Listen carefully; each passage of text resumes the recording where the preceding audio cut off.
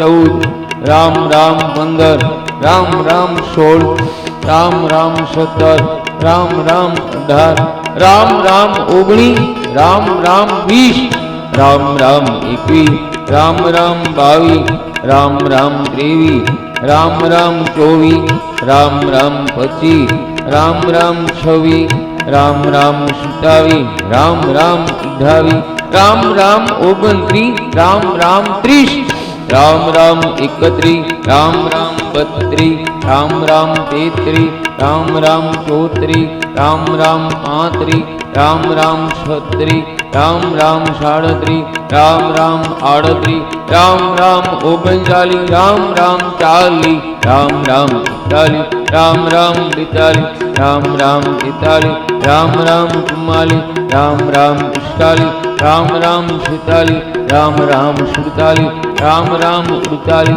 राम राम 49, राम राम 50, राम राम 1, राम राम 2, राम राम 3, राम राम 4। बोलो हनुमान जी महाराज की। विराम पहला शिशुपालना वधनु दर्शन जोयु।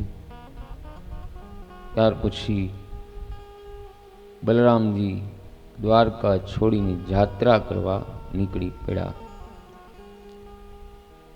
4 धाम सप्तपुरीनी बलरामजीए यात्रा करी। आओ हवे तमने बधाने सप्तपुरी में लई जाओ। थोड़ी अहींया गरमी छे तो त्यां थोड़ी ठंडक मळशे। आवुं छे ने बधाय? हालो लई जाओ। सप्तपुरी में बहनों भाईओ 3.5 शिवजीनी अने 3.5 विष्णु भगवाननी मालिकी। विष्णु भगवाननी मालिकी क्या क्या? अयोध्या, मथुरा अने द्वारका। आ त्रणेयना मालिक विष्णु भगवान छे। काशी, अवंतिका अने उज्जैननो अर्थ थाय मायापुरीनो अर्थ हरिद्वार थाय।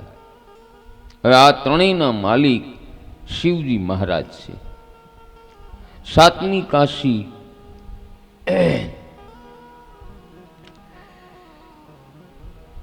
पूरी आवे।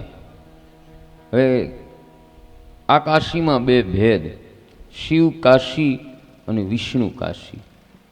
विष्णु काशी में वरदराज महाविष्णु छे, ज्यारे शिव काशी में अमरनाथ महादेव छे। हवे 3.5 ने 3.5 केटला मळे थाय? 7 थाय। એટલે કહેવાનો ભાવરત બહેનો ભાઈઓ એ છે કે આમાં 4 ધામની યાત્રાનું વર્ણન કરવામાં આવે। હવે ઘણા બહેનો ભાઈઓની એવી ઈચ્છા હોય કે મારે 4 ધામની યાત્રા કરવી। હવે બને એવું કે 4 ધામની યાત્રા અત્યારે મોંઘી થઈ ગઈ છે, એટલે आर्थिक परिस्थिति हारी न होय, धननी सगवड़ता न होय, એટલે એની ઈચ્છા મનમાં રહી જાય। હવે પૈસા ટકે બધી રીતે હારું હોય તો સમય ન મળતો હોય, અને સમય મળે તો શરીર હાજુ ન હોય। વિચાર કરે કે હું ત્યાં જાત્રામાં જઈશ અને નહીં ક્યાંક બીમાર પડીશ તો આખા ઘરને ચિંતા થશે। એટલે 4 ધામની જાત્રાની ઈચ્છા એ भाई અને બહેનના મનમાં રહી જાય છે। પણ ચિંતા કરવાની જરૂર નથી। દરેક રાજ્યના એક માલિક દેવ માન્યા। મહારાષ્ટ્રના માલિક દેવ પંઢરપુરના વિઠ્ઠલનાથજી છે, અને કર્ણાટકના આંધ્રપ્રદેશના માલિક દેવ શ્રી વૈકંઠ શ્રી बालाजी महाराज है, અને આપણા गुजरात सौराष्ट्रना मालिक देव द्वारिकाना नाथ है। द्वारका में भगवान अखंड बिराजे, વૃંદાવનમાં ભગવાનનો અખંડ નિવાસ. ભગવાન શ્રી કૃષ્ણે બોણાસાને એક સ્વરૂપ આપ્યું, પણ મારા શ્રી કૃષ્ણ ભગવાને બહેનો ભાઈઓ દ્વારકા છોડી નથી. દ્વારકા સ્વાત્વિક ભૂમિ અને દિવ્ય ભૂમિ છે. કહેવાનો ભાવ અર્થ ઈ છે બહેનો ભાઈઓ, ભગવાન શ્રી કૃષ્ણની દ્વારકામાં અખંડ હાજરી છે. અને એનું પ્રમાણ બતાવું. કોરોના પછી દ્વારકાના દેવળ ઉપર, ધજા ઉપર જોરદાર વીજળી થઈ હતી.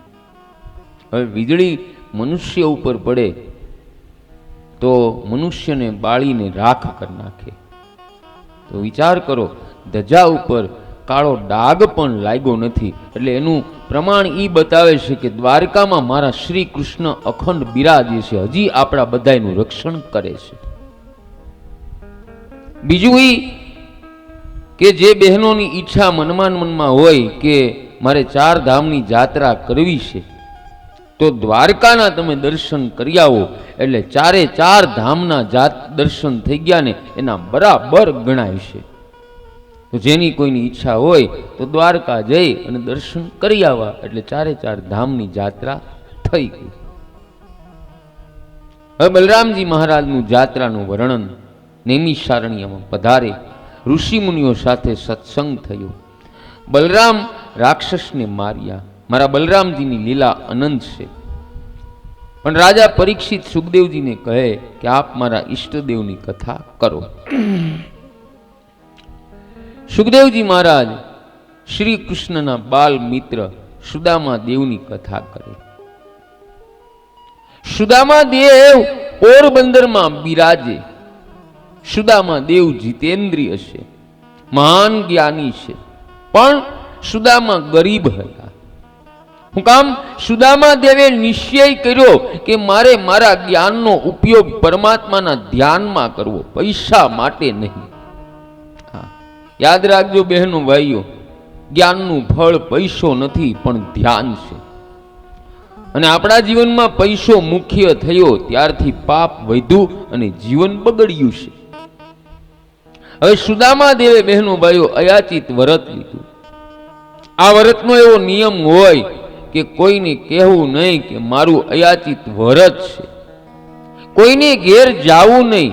કોઈ ઘેરે આવીને આપે તો લેવાનું. પણ આ વ્રતનો બીજો નિયમ એ કે જે દિવસે જે કાંઈ આવે તે સૂર્ય અસ્ત થતા પહેલા વાપરી નાખવાનું. આવતીકાલ માટે એક દાણો પણ ઘરમાં રાખવો નહીં. તેથી બહેનો ભાઈઓ સુદામા દેવ ગરીબ રહ્યા. હવે સુદામા દેવ આખો દિવસ ઘરમાં ધ્યાન કરે, બ્રહ્મ ચિંતન કરે. સુદામા દેવની પત્નીનું નામ સુશીલા હતું. એવું વર્ણન ગ્રંથમાં બતાવ્યું છે કે સુશીલાના નામ પ્રમાણે એમાં ગુણ છે. સુશીલા મહાન પ્રતિવર્તા છે. ઘરમાં બે પતિ પત્ની રહે, પતિના ઘરમાં ખાવાનું નથી, કપડા નથી, એ પ્રતિવર્તા સુશીલા પતિને પરમાત્મા માને. સુશીલા પાસે ફક્ત એક જ વસ્ત્ર, તે નાઈને શરીર ઉપર સૂકવે. અને ગરીબીને કારણે ઘણી વાર ખાય પણ નહીં, ઉપવાસ કરે. છતાં પણ સુશીલાએ કોઈ દિવસ સુદામા દેવને ફરિયાદ નથી કરી કે તમે પૈસા માટે કંઈક પ્રવૃત્તિ કરો. સાધારણ સ્ત્રી હોય તો પતિદેવને ઠપકો આપતા કહે કે તમારે કાંઈ પ્રવૃત્તિ નહોતી કરવી તો મારી સાથે શું કામ વિવાહ કર્યા, મારી જિંદગી શું કામ બગાડી, મારી જિંદગી શું કામ બગાડી. પણ સુશીલા મહાન પ્રતિવર્તા, ઘરમાં પતિ પત્ની રહે, સત્સંગ કરે, કૃષ્ણ કીર્તન કરે. આવો ગોષ આશ્રમ સંન્યાસીના આશ્રમને શરમાવે. અને પરમાત્માની દયાથી બહેનો ભાઈઓ સુદામા દેવને ઘેર ઘણા બાળકોનો જન્મ થયો. આ બાળકોને ખવડાવવા માટે કાંઈ ઘરમાં હોતું નથી. બાળકો માને બહુ ત્રાસ આપે.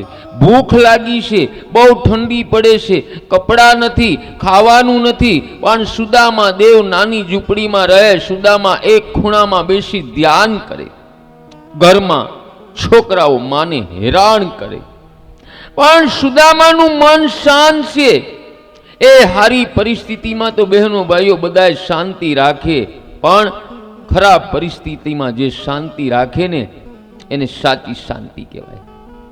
સુદામા દેવને ઘેર ખાવાનું નથી, રહેવા માટે ઝૂંપડી છે. આ ઝૂંપડીમાં તડકો ને વરસાદ આવે છતાંય મહારાજ શાંતિથી નારાયણનું ધ્યાન કરે. પરંતુ સુશીલાથી હવે રહેવાતું નથી.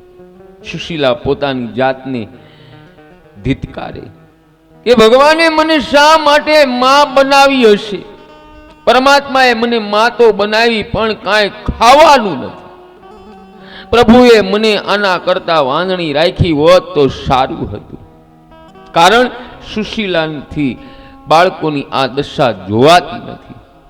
મારા પતિ તો ઘરમાં આખો દિવસ ભક્તિ જ કર્યા કરે. મારા પતિદેવને હું કેવી રીતે કહું કે તમે ભક્તિ છોડી અને પૈસા માટે કાંઈક પ્રવૃત્તિ કરો? મારાથી પતિદેવને એવું ન કહેવાય. પણ એક દિવસ બહેનો ભાઈઓ સુશીલા અકળાય પતિદેવને કહે કે નાથ, તમને એક પ્રાર્થના કરું. તમે કથામાં કહેલ કે કનૈયો મિત્રો માટે ચોરી કરે અને કનૈયો મિત્રોને પ્રેમ કરે અને કનૈયાને મિત્રો બહુ વાલા. ત્યારે સુદામા કહે, હા દેવી, તારી વાત સાચી. અમે એક જ ગુરુકુળમાં ભણતા હતા. હું શ્રી કૃષ્ણનો મિત્ર છું. ત્યારે સુશીલા પ્રેમથી સમજાવીને કહે કે તમે શ્રી કૃષ્ણના મિત્ર છો તો તમને મિત્રના દર્શન કરવાની ઈચ્છા થતી નથી. ત્યારે સુદામા કહે કે હું તો મારા મિત્રને દરરોજ મનથી મળું.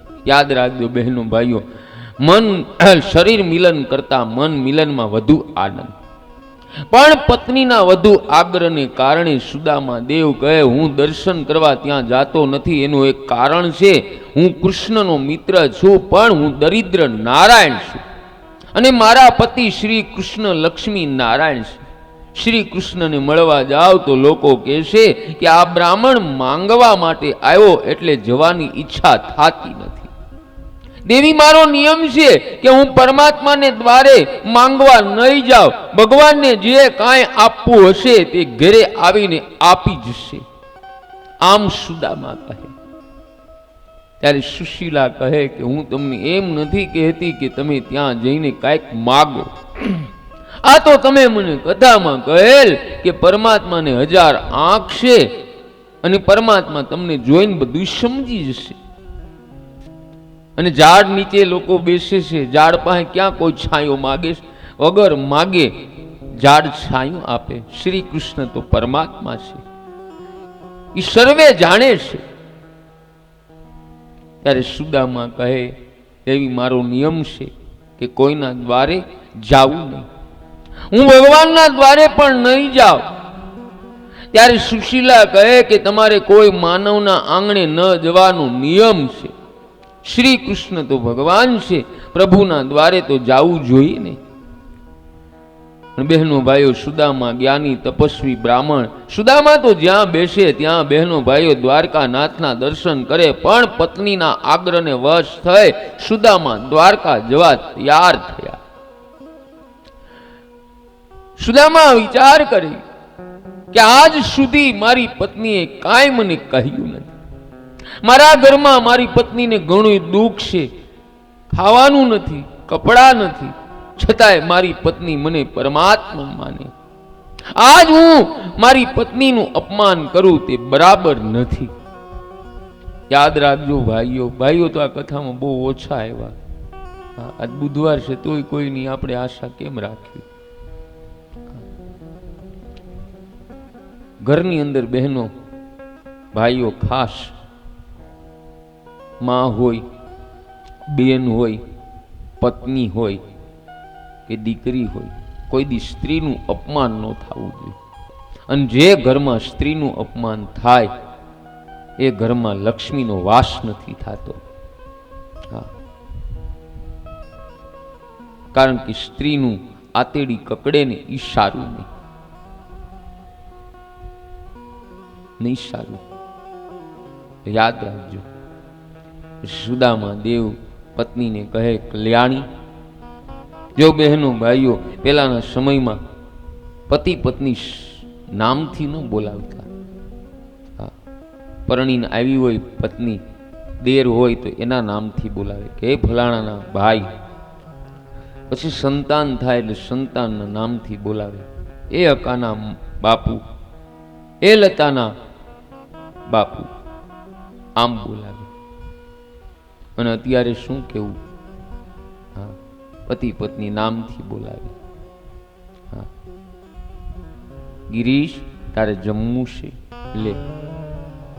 ગિરીશે બહુ હોશિયાર, ના અંજુ એકચ્યુઅલી હું બજારમાં નાસ્તો કરીને આવ્યો, લે.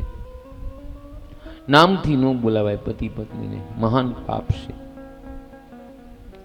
સુદામા કહે, કલ્યાણી, હું દ્વારકા જાઉં પણ ઘણા દિવસો પછી અમે મળીએ છીએ. ભગવાનના દર્શન કરવા ખાલી હાથે ન જવાય, કાંઈક ભેટ તો લઈ જાવી જોઈએ ને. આપણા ઘરમાં તો કાંઈ નથી. ત્યારે સુશીલા કહે કે હું તમને ભેટ આપીશ. બહેનો ભાઈઓ, સુશીલા કોઈ દિવસ પાડોશમાં પોતાના માટે માગવા ગઈ નથી, પણ ભગવાન માટે માગી લાવ અને પવા લઈને આવી. પવા બાંધવા માટે સારો કટકો નથી એટલે સાડી ફાડી અને પવાની પોટલી બાંધી છે અને પવાની પોટલી સુદામાને આપી. પણ પવાનો એક દાણો પણ ઘરમાં બાળકો માટે રાખ્યો નથી. ભગવાન માટે જે માગી લાવી તે સર્વે શ્રી કૃષ્ણને અર્પણ કરીશ. અને નાની પોટલી સુશીલા પતિદેવ સમક્ષ મૂકીને કહે કે આ ભેટ દ્વારિકા નાથને અર્પણ કરજો. સુશીલા જાણે છે કે મારા પતિદેવ શરમાળ છે. દ્વારકાનો વૈભવ જોઈ, રાણીઓનો શણગાર જોઈ મારા પતિદેવને આ ભેટ આપતા સંકોચ થશે. એટલે સુશીલા કહે કે આ પવાની ભેટ આપતા તમને સંકોચ થાય તો દ્વારિકા નાથને મારું નામ દઈને કહેજો કે તમારા ભાભીએ આ પવાની ભેટ મોકલાવી છે. બહેનો ભાઈઓ, આમ કહ્યું અને પતિના કહેવાથી અને શ્રી કૃષ્ણના દર્શન થશે એમ વિચારી સુદામા દેવ દ્વારકા જવા નીકળે. ફાટેલી પોતરી પહેરેલી, હાથમાં લાકડી અને બગલમાં નાનીકડી પોટલી દબાવેલી. હવે પતિદેવના ગયા પછી સુશીલા વિચાર કરે કે આજે મેં મારા પતિદેવને બહુ ત્રાસ આપ્યો. સૂર્યનારાયણને પ્રાર્થના કરી કે હે સૂર્યનારાયણ દેવ, મારા પતિદેવ 15 દિવસથી જીમા નથી. મારા પતિદેવનું શરીર દુબળું છે. મારા પતિદેવની સાથે રહેજો. મારું સાચું ધન ઈ જ મારા પતિ છે. હું શું કરું? આ બાળકોની દશા મારાથી જોવાતી નથી એટલે મેં પરાણે મારા પતિદેવને દ્વારકા મોકલા છે. હું ગરીબ બ્રાહ્મણી તમને શું આપી શકું, પણ હું તમને વંદન કરું છું. મારા પતિદેવનું રક્ષણ કરજો, રક્ષણ કરજો. આમ પ્રાર્થના કરે અને બહેનો ભાઈઓ, પોષ સુદ સાતમના દિવસે સુદામા દ્વારકા નાથને મળવા ગયા. બહુ ઠંડીના કારણે સુદામાનું શરીર થડ કાપે. ભૂખના કારણે શરીર બહુ દુબળું થયું. લાંબુ ચાલીને સુદામા દેવ થાકી ગયા. રસ્તામાં ચાલતા ચાલતા સુદામા દેવ વિચાર કરે કે મારો કનૈયો મને ઓળખશે તો ખરા ને. હવે તો કનૈયો મોટો થયો, ત્યાં ગયા પછી મારું અપમાન તો નહીં થાય ને. ના ના, પણ એવું નહીં થાય. મારો કનૈયો તો બહુ પ્રેમાળ છે. શું મને દ્વારકા નાથના દર્શન થશે કે નહીં? હું દ્વારકા પહોંચીશ કે નહીં? એમ વિચાર કરતા સુદામા દેવને રસ્તામાં ભૂખને કારણે ચક્કર આવે અને મૂર્છા આવવાથી નીચે પડી જાય છે. પણ બહેનો ભાઈઓ, આ બાજુ દ્વારકા નાથને ખબર પડી કે મારો સુદામા દેવ મને મળવા આવે. સુદામા આટલું ભણ્યો પણ સુદામાએ પોતાની વિદ્યાનો ઉપયોગ કોઈ દિવસ પૈસા માટે કર્યો નથી. આજે મારા ઘેરે સુદામા પોતાની તપસ્યા છોડીને આવે. આવો બ્રાહ્મણ જે તેના આંગણે જાય નહીં અને આ બ્રાહ્મણ મારા આંગણે આવે તો મારો ગોષ આશ્રમનો ધર્મ છે કે સુદામાનું સ્વાગત કરવું, સુદામા ચાલતો આવે તે ઠીક નથી. એટલે ભગવાને ગરુડજીની આજ્ઞા કરી કે જાઓ ગરુડજી, સુદામાને ઉઠાવી અને દ્વારકા મૂકો. પછી ગરુડજી આવે અને સુદામાને ઉઠાવી દ્વારકા પાસે મૂકી દેશે. ઝાડના તળિયે પધરાવે છે. ગરુડજી ગયા, સુદામા દેવને પછી મૂર્છા વળી છે અને સુદામા દેવ જાગ્યા છે. બહેનો ભાઈઓ, પછી લોકોની ત્યાં અવર જવર ચાલુ થઈ છે. સુદામા લોકોને પૂછે છે, હે ભાઈ, એ ભાઈ, એ ભાઈ, આ કયું ગામ છે? ત્યારે લોકો જવાબ આપે છે કે આ દ્વારકા. સુદામા વિચાર કરે કે હું સવારે ચાલતો થયો તે અત્યારે દ્વારકા પૂગી ગયો. પણ બહેનો ભાઈઓ, સુદામા દેવને ખબર નથી કે ગરુડજી એને અહીંયા લાવ્યા છે. યાદ રાખજો બહેનો ભાઈઓ, તમને બધાને કહું છું કે ભગવાન માટે તમે 20 ડગલા હાલશો ને તો ભગવાન તમારા માટે 20 ગાવ હજી હાલવા તૈયાર છે, હજી હાલવા તૈયાર છે. પણ આપણે 20 ડગલા ચાલવા પડે. અને મને તો આવો અનેક વાર બહેનો ભાઈઓ અનુભવ થાય છે ભગવાનનો. પછી સુદામા લોકોને પૂછે છે કે મને શ્રી કૃષ્ણનો રાજમહેલ બતાવજો ને. ભગવાન રાજમહેલ બતાવે છે.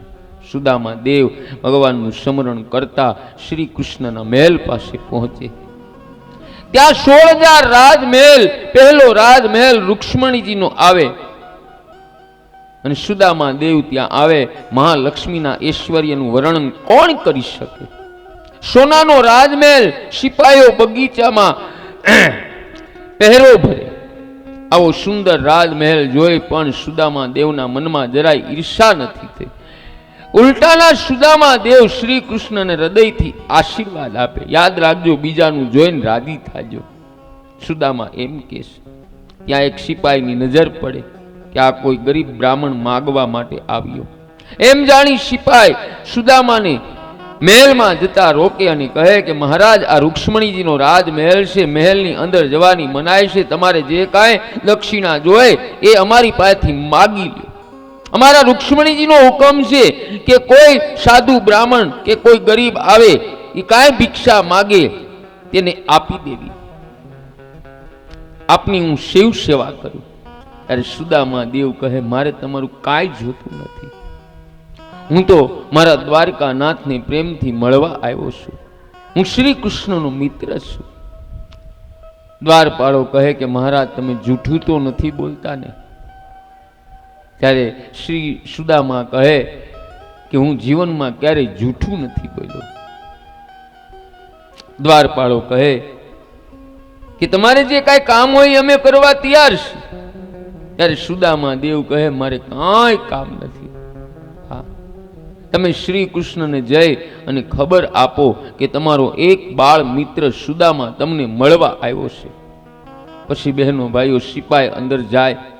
સુદામા દેવ આંગણામાં ઉભા, થોડા ગભરાયેલા કે આવો જેનો રાજમહેલ, આવો વૈભવ, કદાચ અહીં મારું અપમાન તો નહીં થાય ને? આમ ધરતીમાં નજર રાખી સુદામા દેવ ઉભા છે. હવે આ બાજુ સેવક મહેલમાં આવે અને સિંહાસન ઉપર બિરાજેલા શ્રી કૃષ્ણને વંદન કરીને કહે કે મહારાજ, બહાર એક બ્રાહ્મણ આવ્યા. શરીરના બધા હાડકા દેખાય, આંખ ઊંડી ઉતરી ગઈ, ફાટેલી એક સાધારણ પોતરી પહેરેલી અને બગલમાં નાનકડી પોટલી છે, હાથમાં લાકડી છે, પણ મુખ ઉપર દિવ્ય તેજ છે. અમે એને કાંઈ આપીએ પણ લેતા નથી. તે તો કહે કે હું મિત્ર માલિકને મળવા આવ્યો છું. હું માલિકનો મિત્ર છું. મારું નામ સુદામા છે. સુદામા 3 અક્ષર દ્વારિકાનાથના કાને પડ્યા અને ભગવાન સિપાહીને બોલવા ઉભા રહ્યા નહીં. મારો સુદામા આવ્યો, મારો સુદામા આવ્યો, મારો સુદામા આવ્યો. ભગવાન સુદામાને બહેનો ભાઈઓ ભેટી પીડા છે. યાદ રાખજો, ભગવાન કોઈના કપડા નથી જોતા, ભગવાન કાળજું જોવે છે. સુદામાની આ દશા જોઈ શ્રી કૃષ્ણને અતિશય દુઃખ થયું કે આવા તપસ્વી મિત્રને ઘેર મારે જઈને કાંઈક આપવું જોઈએ, પણ હું ત્યાં ગયો ને, મેં ભૂલ કરી. શ્રી કૃષ્ણ પછી સુદામા દેવને કહે કે મિત્ર તું આવ્યો ને તે મને બહુ આનંદ થયો. સુદામા દેવને થયું કે મારા કનૈયાએ મને યાદ તો રાખ્યો. પછી શ્રી કૃષ્ણ સુદામાને હાથ પકડી અને અંદર લઈને જાય છે અને સિંહાસનમાં પધરાવે છે. પણ એ કથાનું દર્શન બહેનો ભાઈઓ આપણે બપોર પછી કરશું. અહીંયા સુધી સુદામાને તડકાના આપણે પહોંચાડી દીધા, કારણ કે એની તડકો તો લાગે, બરાબર ને ભાઈ? હે તો કથાને અહીંયા વિરામ આપી. વિરામ આપતા પહેલા ભગવાનનું 2 મિનિટ નામ કીર્તન કરી.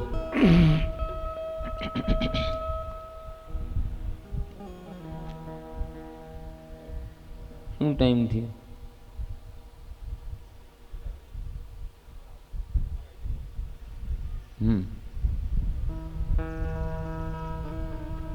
દ્વારિકાનો નાથ મારો રાજા રણ છોડ છે, એણે મને માયા લગાડી રે.